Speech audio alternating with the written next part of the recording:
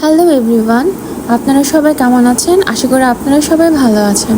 আমরা একজন রোগীর সাথে আজকে দেখা করতে যাচ্ছি। তো ওনার ক্যান্সার হয়েছে, আমারই কাজিন। তো অনেক দিন ধরে হলো ক্যান্সারের ট্রিটমেন্ট নিচ্ছে।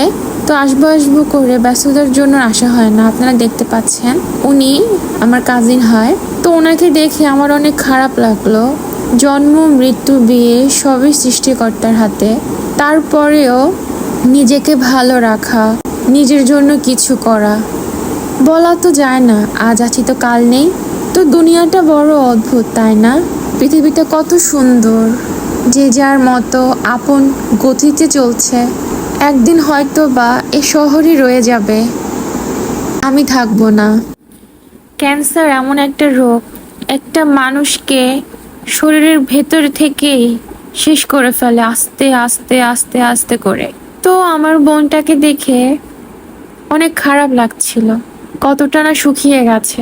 আর অনেক চিন্তাও হচ্ছিল যে জীবনটা বড়ই অদ্ভুত, এত কিছুর মাঝেও হাসি, কান্না, একটু ভালো থাকা, একটু ভালোবাসা, কিছু করার নেই। এই ক্যান্সারের পেছনে অনেক টাকা খরচ হচ্ছে।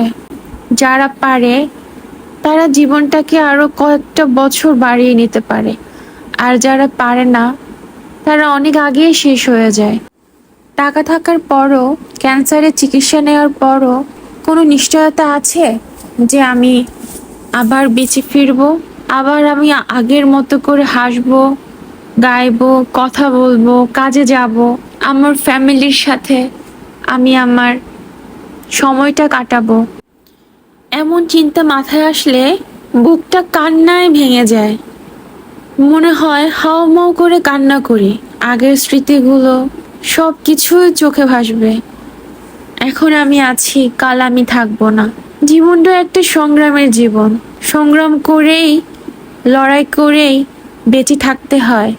আর বিরল রোগে আক্রান্ত হলে, অসুস্থ হলে এইটার কারো কোনো হাত থাকে না। সব সৃষ্টিকর্তার লীলা খেলা। তাই যতদিন বেঁচে আছি, হিংসা অহংকার ভুলে যতটুকু পারি একে অপরকে আমরা সাহায্য করি, কারো ক্ষতি না করি। আমি তো বলি এই ক্যান্সার নামক রোগটা আমার শত্রুরও যেন না হয়। আমি আসলে কারো খারাপ চাইতে পারি না। তো দিন শেষে এটাই বলবো, সবার জন্য ভালো চাইবেন, কারোর জন্য কখনো খারাপ চাইবেন না।